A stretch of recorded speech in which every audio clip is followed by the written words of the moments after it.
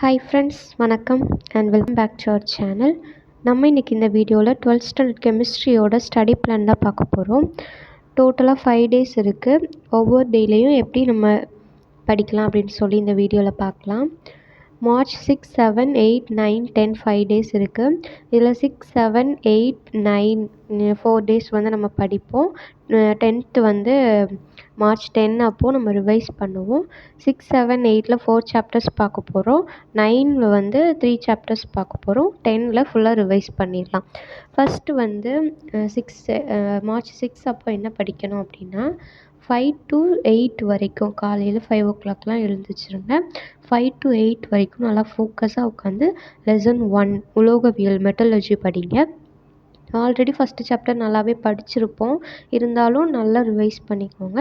Next 8 to 9 வரைக்கும் ஒரு break, fresh up ஆகிட்டு பிரேக்ஃபாஸ்ட் சாப்பிட்டுட்டு மறுபடியும் 9க்கு ஸ்டார்ட் பண்ணுங்கள். 9 to 12 வரைக்கும் லெசன் 6 திடநிலைமை சாலிட் ஸ்டேட் படிங்க. இதில் ஒரு 3 hours முடிஞ்சிருமா.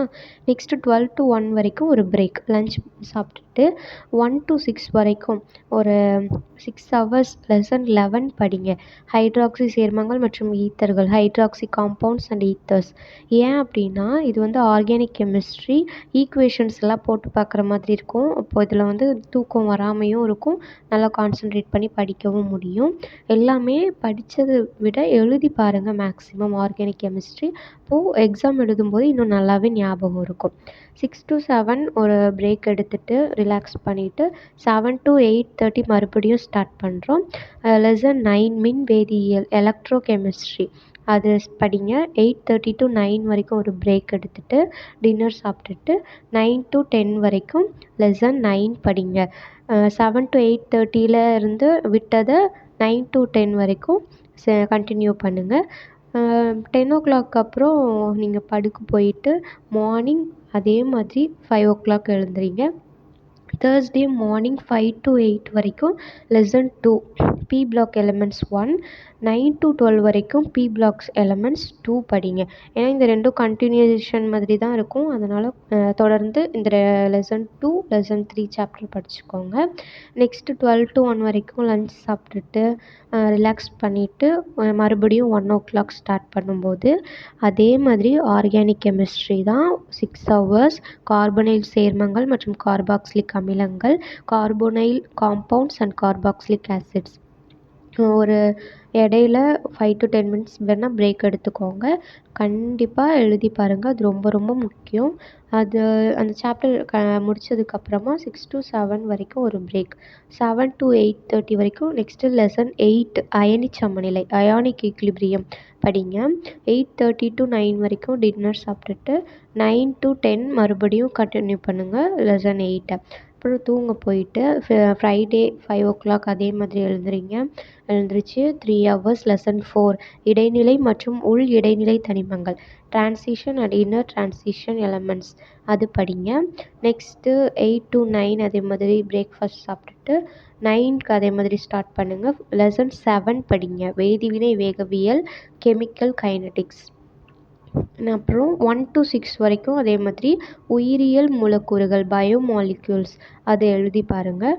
நெக்ஸ்ட்டு 7 to 8:30க்கு வந்து லெசன் 10 புறப்பரப்பு வேதியியல் சர்ஃபேஸ் கெமிஸ்ட்ரி அது படிங்க. அப்புறம் 9 to 10க்கும் அதுவே கண்டினியூ பண்ணுங்கள். அப்புறம் 10 வரைக்கும் தான் உங்களுக்கு டைம். அதுக்கப்புறம் தூங்க போயிட்டு நெக்ஸ்ட்டு சாட்டர்டே வந்து 3 lessons தான் பார்க்க போகிறோம். அதே மாதிரி 5 to 8 வரைக்கும் லெசன் 5 ஒரு லெசன் முடிச்சிருவோமா, அணைவு வேதியியல் கோஆர்டினேஷன் கெமிஸ்ட்ரி. 8 to 9 வந்து ஒரு பிரேக்கு. அப்போ 9 to 12க்கு லெசன் 15 முடிச்சிடலாம், அன்றாட வாழ்வியல் வேதியியல் chemistry in everyday life. Next break எடுத்துகிட்டு 1 to 6 வரைக்கும் லெசன் 13 கரிம நைட்ரஜன் சேர்மங்கள் ஆர்கானிக் நைட்ரஜன் காம்பவுண்ட்ஸ் இது படிச்சிடலாமா. அப்போது 15 chaptersம் டோட்டலாக கம்ப்ளீட் பண்ணிட்டோம்.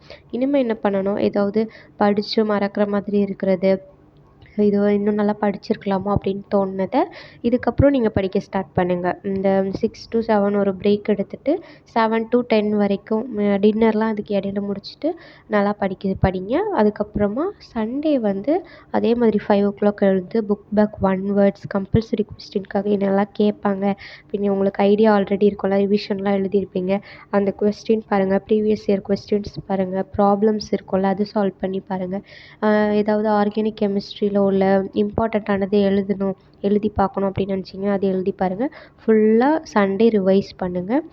மண்டேயும் அதே மாதிரி ரிவைஸ் பண்ணுங்கள். எதுவும் புதுசாக எதுவுமே படிக்காதீங்க. இந்த ஸ்டடிப்பில் நீங்கள் ஃபாலோ பண்ணீங்க அப்படின்னாலே ஃபுல் போர்ஷன்ஸும் ஈஸியாக கவர் பண்ணிடலாம். எந்த ஒரு டென்ஷனும் இல்லாமல் எக்ஸாம் போய் எழுதலாம். Don't panic. எதுக்கும் பயப்படாமல் பேனிக் ஆகாமல் உங்களோட பிரெயினை ரிலாக்ஸாக வைக்க முடியும். அதனால் ஸ்டடி பிளான் போட்டு படிங்க. டைமிங்ஸ் வேணால் நீங்கள் சேஞ்ச் பண்ணிக்கோங்க. மற்றபடி லெசன்ஸ் வந்து இந்த டேயில் இது முடிச்சுக்கணும் அப்படின்னு சொல்லி வச்சுக்கோங்க. அப்போ தான் கரெக்டாக 1 day ரிவைஸ் பண்ணுறதுக்காக கரெக்டாக இருக்கும் நமக்கு. நெக்ஸ்ட்டு வீடியோவில் இம்பார்ட்டன்ஸ் கொஸ்டின்ஸ் போடுறேன். எந்தெந்த சாப்டர்ஸ்க்கு எந்தெந்த கொஸ்டின்ஸ் இம்பார்ட்டன்ட் அப்படின்னு சொல்லி போடுறேன். இந்த வீடியோ பார்த்ததுக்கு ரொம்ப நன்றி. தேங்க்யூ ஃபார் வாட்சிங்.